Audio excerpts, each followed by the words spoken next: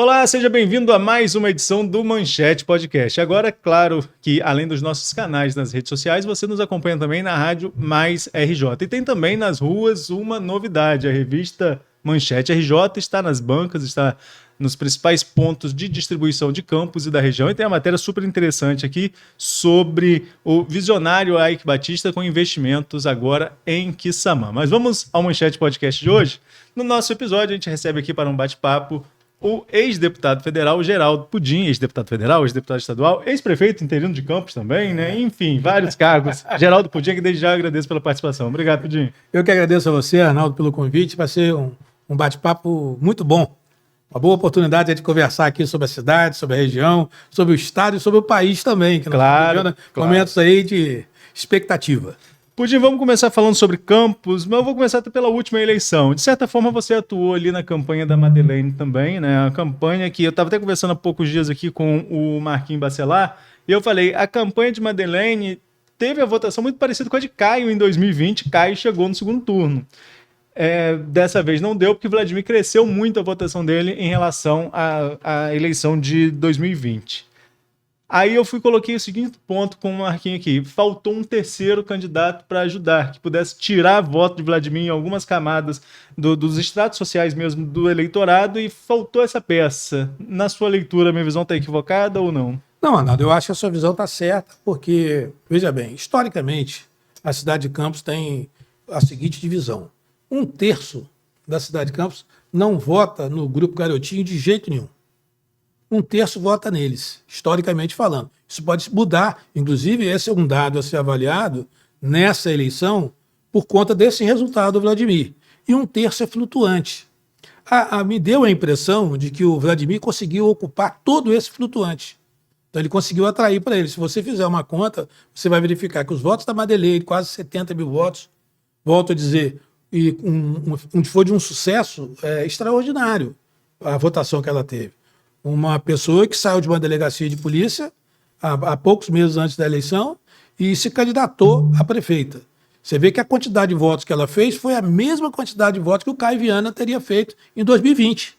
E ele já vindo no histórico de eleição, já vindo de um histórico de deputado federal, filho de Arnaldo Viana. Então, o desempenho da Madeleine é um caso à parte, que realmente eu achei que ela teve um desempenho muito bom, muito extraordinário. Mas nós não esperávamos exatamente esse crescimento do Vladimir para dentro do flutuante. Então ele conseguiu crescer para dentro do flutuante, como se tivesse atraído todos esses votos para ele, e ele conseguiu fazer quase 2/3 dos votos válidos de Campos, e 1/3 continua fiel, não votando neles. Então, e a sua avaliação? O que você acredita esse crescimento de Vladimir nesses 4 anos do primeiro mandato? Ele fez um marketing pessoal muito bom. Ele fez um marketing pessoal, a gente tem que reconhecer. Quando a gente media as pesquisas, ele pessoalmente estava melhor do que o governo dele, né? Então, hoje, Arnaldo, a gente tem... Eu sou de uma escola diferente, né? Nós estamos vivendo hoje do pragmatismo eleitoral, da velocidade que as coisas acontecem, né? E ele soube muito, muito rapidamente se adaptar a esse novo modelo de campanha, porque eu digo que as pessoas as quais eu converso, o pragmatismo eleitoral hoje, ele está se sobrepondo à política. A política, ela é intensa, a política é permanente, né? Você não para de fazer política, a política é permanente. E a eleição é eleição. E eu sou de uma escola de que a eleição sempre foi o resultado da política.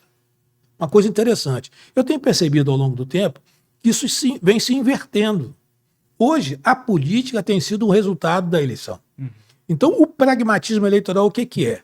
As pessoas que melhor captaram esse novo momento, esse novo modelo, que é do pragmatismo eleitoral, através das mídias sociais, através dos meios de comunicação convencional, através de algumas ações, eles conseguem, na eleição, pegar um espaço e entrar ali sem precisar fazer política.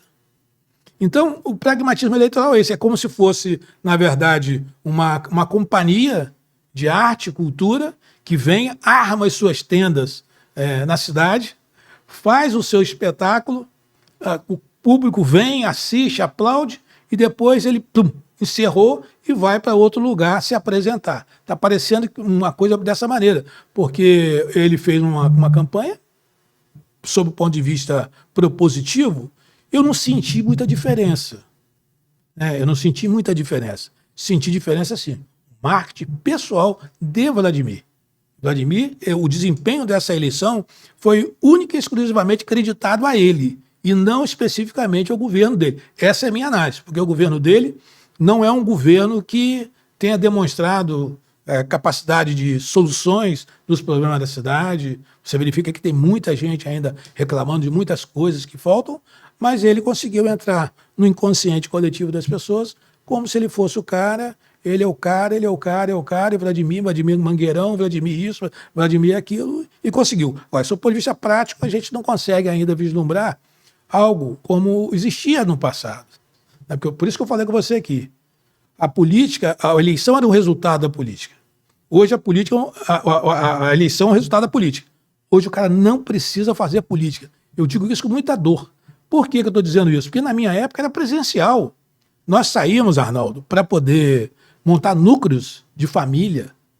Era na casa, era com 8, com 9, com 5 pessoas, montavam um núcleo de família, montavam 10, 20, 30 núcleos de família num bairro, e era uma conversa, um diálogo, montamos o conselho de bairros. Então, era uma conversa e o povo interagia com a gente, tá certo? Para que as realizações do grupo do ex-governador e ex-prefeito Garotinho pudesse ser realizada numa perspectiva de que a população ela tinha participação nessas decisões. Hoje, qual é a participação que a população tem nas decisões? Nenhuma. Por quê? Ele utiliza as mídias sociais e é como se ele tivesse resolvido o problema.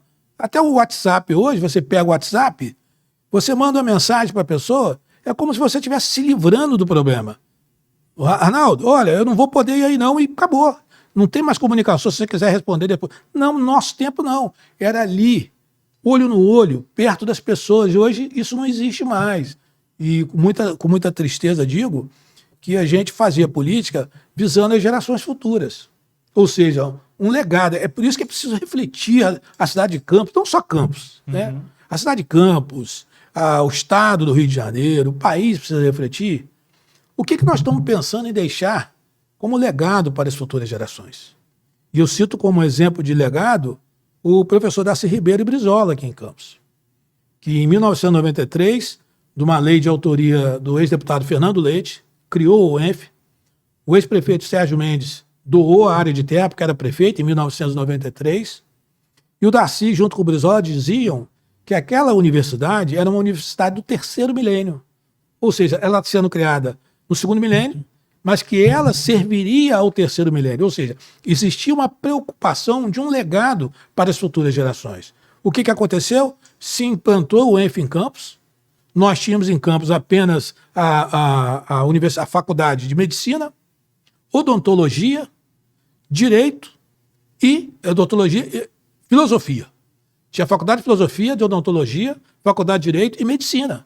Eram essas 4 faculdades que tinha em Campos. Na vinda da UENF, ela se transformou num elemento indutor e Campos se transformou num grande polo produtor de conhecimento.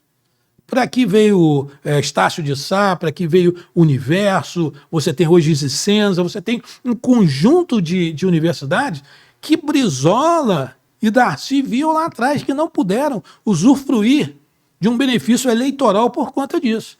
E aí a gente fica olhando hoje o estado do Rio de Janeiro, a cidade de Campos, a nossa região, isso não tem acontecido, não tem essa preocupação de um legado. Então as pessoas, por isso que eu disse no início aqui, as pessoas têm muito mais preocupação em fazer a eleição do que fazer política. Agora, você citou também aí o ex-governador Antony Garotinho, de quem você foi aliado durante muitos anos, fez campanha para você, e a primeira briga pública eleitoral de Vladimir e Garotinho, você foi pivô dessa história, porque Garotinho queria que o grupo todo apoiasse o seu nome, e à época ele queria ser candidato, acabou apoiando o Bruno Dauari, que também, vocês dois foram vitoriosos daquela eleição. Então você conviveu com os dois. Se for traçar um paralelo, mesmo que tenha sido pouco tempo de convivência, quais são as principais diferenças entre os dois atores políticos? E hoje você vê Vladimir como líder desse grupo, do qual você não pertence mais, ou o Antony Garotinho ainda é a maior liderança? Olha, Arnaldo, eu tenho muita facilidade de responder isso para você, porque as pessoas não conseguiram ainda identificar que na política existe líder e existe quadro. Garotinho é um líder, Vladimir é um quadro. Essa é a definição clássica que a gente pode colocar. Por exemplo, Rosinha não era uma líder, era um quadro. Líder nesse grupo político só tinha um, era Garotinho. Assim como Leonel Brizola. Você acha que Darcy Ribeiro era líder ou era quadro? Era um quadro. O César Maia, que era da época do Brizola, era um líder ou era quadro? Era quadro. E tantos os outros. Então as pessoas precisam compreender que existem alguns quadros que se sobrepõem, que se sobressaem, perdão, que avançam, e o Vladimir é um desses. Agora, se a gente for fazer uma análise assim de formação política ideológica, o Vladimir não tem nada a ver com de formação política ideológica com o pai. E talvez seja isso aí que esteja causando essa dificuldade de relacionamento dos dois. Não sei, a nível pessoal não posso falar, mas a nível político a gente está ouvindo aí, acompanha através da mídia, talvez se o pai estivesse no lugar do Vladimir, estivesse agindo de outra forma, e talvez seja isso que esteja acontecendo, né? O Vladimir conseguiu realmente se sobressair nesse processo, é um quadro que a gente tem que respeitar, né? Não é qualquer um que faz 192 mil votos e ganha uma eleição no primeiro turno com quase 2/3 dos votos de uma cidade, foi uma resposta muito contundente, né? Então, eu acho que esse processo aí, o Vladimir é uma coisa, Garotinho é outra completamente diferente. O Garotinho tem uma formação política e ideológica muito clara, eu não sei hoje como é que ele está pensando nessa atual conjuntura, mas sempre teve uma formação progressista, sempre foi um homem de esquerda, sempre foi um homem que olhou pelos mais pobres, as pessoas mais humildes, e trabalhou a vida inteira por isso. E diferentemente de Vladimir, a gente não vê ainda uma identidade do Vladimir com relação a isso. Então, você vê toda a política que o pai fazia, que está ainda sustentando o atual governo. Então, você vê, quem foi que abriu o Hospital Ferreira Machado em Campos? Fomos nós com o Garotinho. Quem é que abriu o Hospital Geral de Guarulhos? Somos nós com o Arnaldo Viana. É tudo do mesmo grupo. Casas populares aqui em Campos, a gente fala, aí tantas estradas que foram asfaltadas, escolas construídas, creches. A gente, quando começou na política, Arnaldo, a gente tinha ali na Cidade Palha, que é Custodópolis, o maior índice de concentração de crianças no corte de cana. Porque na época do ex-prefeito Zé Barbosa, não tinha quantidade de creche, nem tinha creche naquela época. Então as mães que iam para o corte de cana, elas só tinham um caminho. Era pegar as crianças e levar para o corte de cana. E ganhava por fiada, corta. Eu acho que até hoje é assim, né? Então as crianças deixavam de frequentar uma escola, uma creche, para poder ganhar um pouquinho mais ali, as crianças ajudando. E nós lutamos muito, dormimos muito no sindicato dos trabalhadores rurais, para ir para lá, para Custodópolis, para poder não deixar os ônibus sair, usávamos meios, inclusive, não ortodoxos, botava prego na batata, porque tinha muitos ônibus que dormiam lá para poder sair de madrugada, a gente botava prego na batata embaixo do pneu do ônibus, para furar os pneus do ônibus, para não levar as crianças para o corte de cana. E assim que a gente assumiu, o grupo do Garotinho, tinha uma dívida social monstruosa com essa cidade. Daí a necessidade que teve naquele momento da construção de tanta creche, que a gente chamava de CQV, Centro de Qualidade de Vida. Então, tem uma história, uma construção, tem um legado em que o pai deixou, e que o nosso grupo deixou. Diferentemente do que eu vejo agora. Eu tenho dificuldade, isso não estou falando isso aqui criticando, absolutamente. Acho que o Vladimir tem todos os méritos, tem toda a probabilidade de ser um político que vai seguir, porque pegou rápido esse novo momento, né? E ele pegando rápido, agora ele precisa entender que precisa deixar um legado. E eu não consigo ver ainda um legado do governo dele. Conversava com um amigo meu esses dias, falando com ele, se ele saberia, é muito amigo de Vladimir, se ele saberia identificar qual era a marca do governo do Vladimir. É o governo da habitação? É o governo da educação? É o governo da saúde? É o governo da geração de emprego? Eu não consigo vislumbrar. E isso não serve de crítica, isso serve de um alerta, né? Porque vi esse menino crescer, nascer, e torço para que ele que avance, para que ele possa produzir, possa se tornar um político proeminente a nível estadual, a nível nacional, mas vai aqui uma crítica construtiva. É preciso identificar qual é o legado que ele pretende deixar para as futuras gerações, uma marca para o governo dele, que eu não consigo ver ainda. Quer dizer, tudo que está aí ainda é legado da época do pai e da gente, do grupo político nosso, né, que ele está tocando, e não é só isso, é preciso avançar. Agora, Vladimir já é colocado, como você colocou aqui, falando já um pouquinho de futuro, né? Cenário estadual, cenário nacional. Vladimir já é colocado no tabuleiro para 2026, assim como o Rodrigo Bacelar, e aí a gente vai saindo de Campos para falar do governo do estado e também das eleições gerais do ano que vem. Você analisa que Vladimir tem musculatura hoje para brigar por um espaço em uma chapa para governo de estado, apesar de todos os pontos que você colocou sendo muito bem votado em Campos? Porque eu sempre costumo falar também, Pudim, a gente pensa na nossa região, a gente quer, claro, que saiam políticos daqui que se tornem lideranças estaduais, mas política é número, né? Se a gente somar norte e noroeste, não dá uma cidade da Baixada em número de eleitores em comparação do Grande Rio, né? Nós temos 1 milhão de eleitores se for somar norte e noroeste, 1 milhão. São Gonçalo tem mais que isso, né? Então, assim, tem essa questão do peso eleitoral Campos também. tem, salvo engano, 3% dos votos do estado. Então, aí você soma as outras cidades, são todas pequenas, não vai chegar longe, vai chegar a 1 milhão 1 milhão de eleitores, mais ou menos. Enfim, você acha que o Vladimir tem musculatura para entrar nesse tabuleiro já nos cargos que os pais ocuparam? Olha, Arnaldo, a gente não sai como candidato a vice. Ou a gente é candidato a deputado ou é candidato a governador, né? Eu acho que ele se destacou no resultado eleitoral, é um fato concreto. Eu não saberia avaliar se ele teria musculatura hoje para brigar por uma vaga de governador do estado. Mas, volto a dizer, a gente sai do processo, porque o processo de 2026 já começou, ele não pode sair como candidato a vice. Ou ele se coloca como candidato a governador, e aí eu acho que para ele se colocar neste cenário que está aí, ele não tem musculatura ainda para poder encarar isso, ou ele se coloca como candidato a deputado. Nem para o Senado hoje eu vejo assim um espaço em que ele possa se colocar. Mas é um político que promete, é novo ainda. O Vladimir, salvo engano, tem 25. Se não fez 25, vai fazer 25 anos. 25, perdão. 25, não, 40. 40, perdão, estou confundindo as coisas. O Vladimir está com 40 anos. Tem ainda uma longa estrada pela frente, ele pode construir isso, pode construir musculatura. Ele só ficou dois anos no Congresso Nacional como deputado federal e saiu para ser prefeito. Quer dizer, lá é uma escola muito boa, muito importante. Ouço dizer que ele está querendo voltar para lá, ou ser candidato a governador, ou ser candidato a vice. Eu ouço dizer, não sei se é isso que ele quer fazer. Mas acho que ele hoje não teria musculatura para se colocar como candidato postulante à candidatura de governador do estado. Outra figura de Campos que aí surge como nome forte para essa disputa, vi até uma entrevista recente do Sérgio Cabral aqui na Folha, e ele falava sobre isso, né, também, do ex-governador Sérgio Cabral, mas não só o Cabral, todas as figuras políticas que são atuantes no estado do Rio, vem Rodrigo Bacelar como nome forte para a sucessão de Cláudio Castro. Castro meio que adiantou um pouco o jogo ao revelar que Bacelar tinha o seu apoio num evento aqui da inauguração da Ponte da Integração. Pudim, você estava saindo da Alerj quando o Rodrigo chegou. Muito rápido, a ascensão meteórica de Rodrigo, 2 mandatos já de presidente da Alerj. Qual é a sua leitura em relação a esse player no jogo, no tabuleiro, Rodrigo Bacelar para 2026? Você vê o seguinte, concretamente o Rodrigo Bacelar, ele hoje é a pessoa para ocupar esse espaço do centro-direita.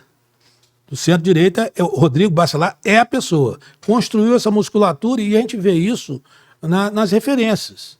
Por exemplo, hoje ele tem uma integração muito boa com o governador. O Rodrigo foi secretário de Estado de governo, pegou musculatura. Rodrigo foi a pessoa que ganhou a eleição para presidente da Alerj e se reelegeu com um fato histórico, com 70 votos a 0. Nunca houve isso na história do Rio de Janeiro. É uma pessoa que dialoga com Bolsonaro, é uma pessoa que dialoga, se tiver que dialogar com Lula, dialoga com Lula e dialoga com Eduardo Paes, ele dialoga com todas as correntes políticas. Então, ele conseguiu uma estatura hoje que permite a ele dizer assim, eu posso pleitear ser candidato a governador do estado do Rio de Janeiro. Ele pode, porque ele já está no game, ele já está no jogo. Eu falava isso para um amigo esses dias, de que o Brizola diz uma frase que eu também acho. Tem certos momentos na vida pública que você não é mais dono da sua vontade. Então, os movimentos que o Rodrigo está fazendo são movimentos tão firmes, né, e demonstrando que ele tem capacidade hoje de alçar isso aí. Vai chegar um momento que, mesmo que ele não queira, ele não vai poder dizer que não vai ser candidato.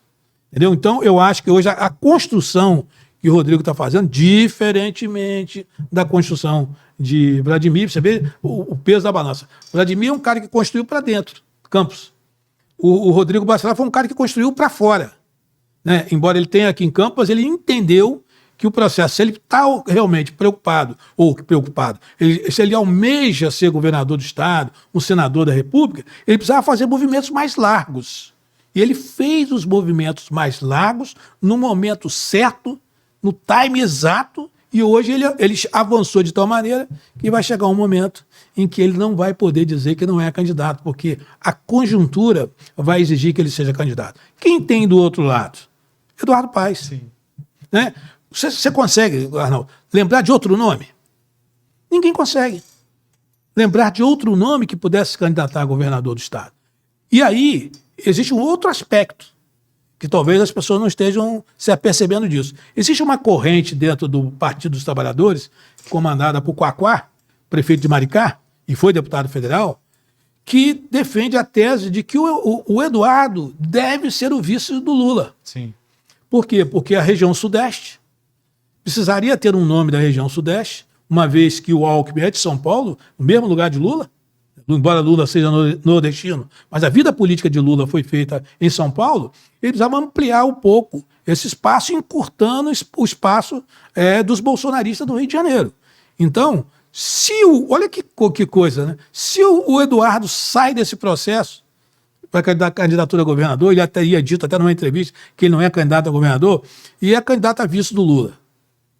Olha como é que o desenho fica muito melhor para o Rodrigo, porque o Rodrigo é uma pessoa, o deputado Rodrigo, que ele transita tanto de um lado quanto do outro. Entendeu? Os partidos de esquerda, de centro-esquerda na Assembleia votaram nele. Então demonstra que ele tem diálogo, se preparou para isso. Tem o apoio do governador Cláudio Castro, que é importante, o governo apoiar, porque máquina é máquina, tem que respeitar a máquina. E aí eu acho que hoje, no fiel da balança, o Rodrigo já está muito adiantado nessa perspectiva de virar governador do Estado, e eu acho que será candidato a governador, na minha concepção, e com grandes possibilidades de se tornar governador. Para mim, é muito bacana ver dois políticos da nossa cidade, de Campos, na proeminência, poxa. Sim. Eu vou torcer contra o Vladimir absolutamente, que ele consiga encontrar o caminho dele, estou fazendo a minha análise. Mas pode ser que amanhã ali ele seja um fenômeno e esteja aí disputando a eleição para governador do Estado. E já tem o Rodrigo do outro lado. Poxa, é tão bacana ver que a nossa escola política está oferecendo ao Estado do Rio de Janeiro pessoas capazes, pessoas preparadas e que podem continuar aí nessa luta, essa batalha, esse bastão do terceiro milênio. Agora vamos pegar um pouco da sua resposta aqui para formular uma outra pergunta. Primeiro que você lembrou que Paes deu uma entrevista, acho que foi a Miriam Leitão, dizendo que não vai ser candidato a governador. Eu tenho uma memória. A única vez que eu falei com o Paes pelo WhatsApp, ele negou para mim que ele seria candidato em 2018. Acho que na mesma semana saiu a convenção do Democrata com ele candidato a governador. É verdade. Isso lá em 2018. É verdade. Então, assim, não sei se dá para escrever muito bem. O que ele fala, minha experiência, da única vez que eu tive um retorno de Eduardo Paes, não dá para confiar muito no que ele fala em relação à próxima eleição. Mas em relação ao Vladimir, que é colocado aí como um possível candidato a vice, inclusive nessa chapa. Dizem até que Paes fez o convite formal, estendeu o tapete vermelho para Vladimir compor chapa com ele.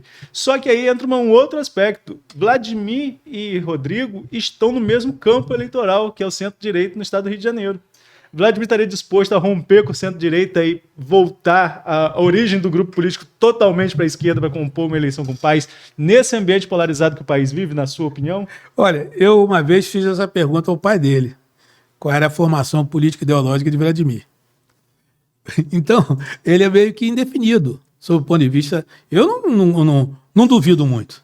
Então, volto na questão que eu falei aqui inicialmente. Pragmatismo eleitoral. Entendeu? Se o pragmatismo eleitoral pedir que ele abrace o centro-esquerda, ele irá abraçar sem problema nenhum. Porque é o caminho que vai restar para ele. Né? Agora, quando o Rodrigo é diferente. O Rodrigo já tem uma formação mais de centro. Sempre teve uma formação. O pai é uma formação de esquerda, né? Sindicalista. O Rodrigo sempre teve uma formação de centro. Ele sempre dialogou com todas as correntes. Quando eu saí de mandato de deputado estadual, eu fui trabalhar na LERJ como diretor da mesa. E eu tive a convivência com o Rodrigo muito perto. ali na Assembleia Legislativa. E ele sempre foi um cara que dialogou com todo mundo, sempre conversou com todo mundo, sempre dialogou. Ele embora tenha de origem de uma família, que o pai dele é uma pessoa de esquerda, um de centro-esquerda, pelo menos era a época da vida política dele, na militância sindical dele, o Rodrigo, diferentemente do pai, ele se achou no centro. Ele se encontrou no centro. E no encontrar no centro, ele consegue transitar. Então, eu acho que se porventura o processo eleitoral pedir para que Vladimir abra mão do que ele acha que hoje ele está colocado, ele vai buscar. Agora, e você, Pudim? Para a gente fechar então, essa parte do governo do Estado, eleições gerais de 2026, você se coloca já no tabuleiro, pretende voltar? Almeja algum cargo? Não. Eu completei 65 anos agora no dia 8 de março, né? Eu acho que eu já dei a minha contribuição enquanto mandato. Eu tive 2 oportunidades, 2 períodos de 2 anos na Câmara de Vereadores, como vereador. Eu fui deputado estadual em 2 oportunidades, tá? E também fui deputado federal, vice-prefeito, assumi a prefeitura. Eu não consigo me enquadrar nesse novo modelo de se fazer política, de que eu volto a falar, que é o do pragmatismo eleitoral. Eu sou de uma escola do olho no olho, eu sou da escola de conversar pessoalmente, de fazer reunião, de sentir o pulsar do coração e da mente dos eleitores, olhando nos olhos das pessoas. E hoje não tem mais isso. Hoje você pega isso aqui, ó. Você pega o telefone celular, você consegue falar com 1.000, com 2.000 pessoas, e assim a gente não consegue entender. Eu tenho até um fato curioso, né, que no período da pandemia, depois que o Lula ganha a eleição, ainda estava naquele período da pandemia, eu inventei de mexer com o TikTok. Eu jamais imaginaria isso. Eu tenho um vídeo meu que teve 2.400.000 visualizações. Então, vai tentar entender isso. Vai tentar entender. Então, o inconsciente coletivo das pessoas hoje está muito guiado por esse pragmatismo. E aí eu vou sintetizar para você o que é que uma senhora, uma jovem senhora, falou comigo numa eleição minha, quando eu cheguei perto dela e pedi o voto. Ela me perguntou quanto é que eu ia dar a ela. Aí eu falei, eu não vou te dar nada. Que isso? Aí eu comecei a falar da cidade, da saúde, da educação, que era essa forma que eu tinha de trabalhar. Ela foi, para com essa conversa para cima de mim. Se você ganhar a eleição, Pedro, Manel, Joaquim, não vai mudar a minha vida em nada. Olha só. Isso lá atrás. Não vai mudar a minha vida em nada. Então, aquele que me der alguma coisa, agora eu voto. Então, isso para mim, está permeando muito o inconsciente coletivo. E eu não sei fazer política dessa forma. Então, para que eu pudesse ter uma oportunidade de voltar à política aos 65 anos, política que eu quero dizer, política, eu posso sair da política, mas a política não sai de mim. Né? Então, eu não teria condições nenhuma, não me enquadro nesse modelo. Eu não consigo me adaptar a esse modelo do pragmatismo eleitoral sem que haja uma discussão, você montar um plano de governo. Todas as vezes que eu fui candidato a prefeito de Campo, eu montei um plano de governo, eu estudei, eu saí daqui, eu formulei proposta, eu debati com a sociedade. Ninguém perde mais tempo com isso. Ninguém perde mais tempo com isso. Então, as pessoas fazem a eleição 6 meses antes. A gente não. Acabava uma eleição, você já entrava na outra. Então, como é que eu vou fazer? E hoje, os recursos materiais são essenciais para que as pessoas possam disputar uma eleição. Então, definitivamente, eu vou contribuir com o processo, mas de uma outra forma, nos bastidores, falando aquilo que eu conheço um pouco. Se precisar de mim, do ponto de vista de coordenação política, eu sei coordenar a campanha eleitoral, não nesses moldes, mas uma coisa, ela não prejudica a outra. A pessoa pode utilizar da ferramenta da tecnologia, mas também não precisa descartar o método convencional de fazer a eleição. Então, eu me coloco à disposição da minha cidade, do meu estado, até porque representei a cidade, representei o estado como deputado estadual, como deputado federal, e acho que a gente tem, eu não tenho mais esse desejo. O que eu queria ser, eu já fui. Eu só não consegui ser prefeito direto numa eleição disputadíssima aqui, mas tive a oportunidade de experimentar ser prefeito por alguns dias, quando Arnaldo se licenciou e que eu fui prefeito da cidade. Para a gente concluir nosso bate-papo, vamos falar um pouquinho do país. Embora o país daria um outro programa, né, de tantos assuntos que a gente tem para falar, mas vamos tentar resumir, Pudim, sua visão em relação a ainda cenário muito acirrado, né, entre o bolsonarismo e o lulismo. Não sei nem se dá para chamar de extrema-direita ou esquerda, ou direita e esquerda. Acho que é um bolsonarismo e um lulismo que deve se repetir na eleição de 2026, com lastro e com muita influência das decisões recentes em relação a 8 de janeiro de 2023, né, quando tem ali aqueles episódios que estão sendo julgados, algumas pessoas sendo presas, condenadas, e um outro movimento, inclusive o garotinho que você citou aí, pedindo anistia para os condenados de 8 de janeiro. Enfim, qual é a sua visão em relação a esse embate eleitoral que deve continuar, né, esse cenário polarizado entre o lulismo e o bolsonarismo? E você acredita que o que acontecer em relação a essas decisões de 8 de janeiro pode, de qualquer forma, influenciar? Porque quando eu falo 8 de janeiro, pode sair até uma prisão do próprio Bolsonaro, se o Supremo Tribunal Federal assim entender, no julgamento que ainda vai começar. Mas o quanto esses movimentos jurídicos também influenciam no coletivo em relação à eleição presidencial? Olha, Arnaldo, veja bem. Eu vou começar aqui respondendo você, falando para você uma frase que eu considero muito importante. O Bolsonaro hoje não é um problema mais para os progressistas, para a esquerda brasileira. O Bolsonaro hoje é um problema da direita e da extrema-direita. Porque, diante desses fatos, nós já temos mais de 400 pessoas condenadas naquele episódio de 8 de janeiro. E vai continuar o processo. Agora, amanhã, começa o julgamento de um núcleo onde Bolsonaro se faz presente nesse núcleo. Começa amanhã no Supremo Tribunal Federal. O Bolsonaro já tem uma condenação no Tribunal Superior Eleitoral, que o torna inelegível pela lei da ficha limpa. Você veja bem, eu, Arnaldo, participei do movimento e votei pela ficha limpa em 2010. Eu fui um dos subscritores da lei da ficha limpa e votei, trabalhei por ela. E ela era uma pauta da direita. Ela era uma pauta da direita, uma pauta que veio das ruas, né, uma quantidade de assinatura monstruosa, mas que ela servia justamente para poder afastar pessoas que quisessem participar do processo político eleitoral, que tivesse algum tipo de condenação, e a gente não vai explicar aqui, que é a lei da ficha limpa.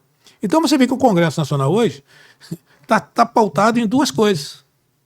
Você modificar a lei da ficha limpa para poder permitir que Bolsonaro seja candidato, e você dar a lei da anistia para permitir que Bolsonaro seja candidato. Quer dizer, a pauta nacional ela ficou de canto para virar uma pauta exclusivamente para colocar Bolsonaro no processo eleitoral. Não estou dizendo que ele tem que participar, não estou aqui para fazer julgamento, quem vai julgar é o Supremo Tribunal Federal. E aí, esse processo de julgamento, ele é um julgamento definitivo. Eu creio, tá certo? Eu creio que o Bolsonaro será, neste momento, esse é o momento, ele já foi denunciado e agora virá réu, na minha avaliação, né? E você vê o seguinte, a rua hoje, você vê como é que ele começou, a rua começou a se esfacelar. O bolsonarismo começou a se esfacelar. Diferentemente do que a gente vê, eu acho que, com toda seriedade, o Lula não tem nem saco mais para isso. Eu fui deputado federal com ele no segundo mandato. Então, o Lula saiu com mais de 80% de aprovação do governo dele. Fez sucessor, que foi a Dilma Rousseff, fez a sucessora. Dilma se reelegeu. Aí chega num determinado momento que você vai ver o seguinte, aí uma visão minha pessoal, você me perguntou sobre como é que eu vejo isso. Eu vou ser sincero aqui, é minha opinião. Eu acho que o golpe que aconteceria no Brasil aconteceria com o Bolsonaro no poder. Se o Bolsonaro ganha as eleições de Lula, ninguém tiraria ele mais do poder. Ele estaria chancelado para poder tocar o país. Essa é a minha visão. Não sei como é que se daria isso, seria leviano de minha parte afirmar que isso aconteceria, mas na minha visão, acho que se tinha um golpe engendrado, esse golpe estava sendo engendrado antes e não avaliaram a possibilidade dele perder. Tanto é que é o seguinte, quer seja de direita, quer seja de esquerda, quando você desacredita as instituições, o que resta? Uma ditadura. Uhum. Ou de esquerda, ou de direita. Se o cara diz assim, o órgão que é o Tribunal Superior Eleitoral, que é a Corte Eleitoral, que valida e é o avalista do resultado eleitoral, tem corrupção lá dentro, as urnas estão sendo fraudadas, ele fez o quê? Ele disse que aquele sistema não funciona, que aquele sistema é viciado. Quando ele diz que a Suprema Corte está agindo equivocadamente, perseguindo politicamente, o que acontece? A Suprema Corte também estaria viciada. Dá porrada no Congresso Nacional. Ou seja, todas as instituições não prestavam. Quando as instituições não prestam, perdeu o sentido dentro de uma democracia, só resta um caminho. Não tem outro. Ou você faz uma ditadura de esquerda, ou você faz uma ditadura de direita. A Venezuela aqui é uma ditadura de esquerda. Você vai para Cuba também, é uma ditadura de esquerda. Agora, se ele, como eles não previram que poderia acontecer, e aconteceu, Bolsonaro perdeu a eleição e foi o único presidente da República da redemocratização que não conseguiu se reeleger. Foi ele. Eles não estavam preparados. Esses atos que tiveram depois foram atos translocados, tá certo? Que queriam fazer uma espécie de um golpe sem nenhum tipo de planejamento. Ou seja, tinha um planejamento mambeme, os caras são lambões, tudo lambão, e não tinha. Então foram atos translocados. Vambora, bota na frente dos quartéis, invade o Congresso das... Porra, como se isso fosse o suficiente para poder dar um golpe. Eu penso assim, o verdadeiro golpe não seria esse. Agora, pelo outro lado, a esquerda não falta também oxigenar, que se não for Lula o candidato, quem seria o candidato hoje? Esse é o grande erro das pessoas. Quem que Bolsonaro preparou para substituí-lo? Mas aí há uma diferença. Quem que o Lula preparou para substituí-lo? Ninguém preparou. Quem o Garotinho preparou para substituí-lo? Quem o Brizola preparou para substituí-lo? Esse é um grande defeito, um grande defeito de toda a liderança popular. Bolsonaro é uma liderança popular, Lula é uma liderança popular, Brizola é uma liderança popular, Garotinho era uma liderança popular. E aí? Quem eles prepararam? Então, é como se tivesse na frente e botasse a mão para trás. Mas, irmão, aqui sou eu e mais ninguém. Depois vocês vão brigar pela minha herança aí. Então, há esse equívoco no país. Nós estamos com uma crise de liderança muito grande. Você tinha aqui um Ulisses Guimarães, você tinha um Miguel Arraes, você tinha um Brizola, né? Você tinha uma pleia de políticos, tanto de centro, de direita como de esquerda, que não prepararam o sucessor. E nós estamos padecendo desse mal. Então inventa. A cada ciclo, inventa-se uma nova pessoa. E aí, essa mudança que tem, essa alternância que tem, uma hora entra de esquerda, outra hora entra de direita, e aconteceu isso. No Brasil era um governado de esquerda um monte de tempo, vários mandatos, entra Bolsonaro de direita, sai Bolsonaro de direita, entra no de esquerda. Essa alternância está exatamente fincada na não preparação de quadros. E isso aqui tem esse papel de não permitir que as pessoas formem novos quadros políticos. É um apelo que eu quero fazer a quem hoje detém mandato, a quem detém poder. É preciso pegar, olhar, observar a juventude da nossa cidade, do nosso estado, da nossa região e dar formação política. É com tristeza que eu pergunto assim, qual é a formação política e ideológica de Vladimir? É uma tristeza para mim, entendeu? Mas você saberia, o Vladimir é de centro, é de direita, você saberia dizer qual é a formação política e ideológica dele? Ninguém sabe. Então, isso para mim é triste. A gente vê que os políticos estão ocupando o mandato sem uma identidade, com nenhum campo. Ele não é progressista, ele não é conservador, ele vai de acordo com o que tiver. Se o vento estiver soprando para a direita, bota o barco para a direita, se estiver soprando para a esquerda, bota o barco para a esquerda e vai. E eu acho que essa é a grande sacada que a gente precisa fazer. Eu, como com 65 anos, com 45 anos de política, que eu já, na verdade, quando eu acompanhei a volta de Brizola em 1979 e apoiei ele. Apoiei não, entreguei papelzinho para ele na campanha em 1982, quando ele se elegeu governador. Fico triste que a da não preocupação a gente tinha antes. Movimento sindical, movimento estudantil, movimento das mulheres. Então tinha uma série de movimentos que eram feitos dentro do partido de formação política. E o cara sair dali defendendo o que ele acreditava que era real. Hoje não. Hoje até dentro dos partidos tem várias divisões. Exatamente. O PT é um. Muito. O PT é um. Eu nunca vi daquilo, uma brigaiada entre eles ali, coisa de doido. Porque só vivem com uma luz, Lula. O dia que Lula faltar, eu não sei o que será do Partido dos Trabalhadores. Exatamente.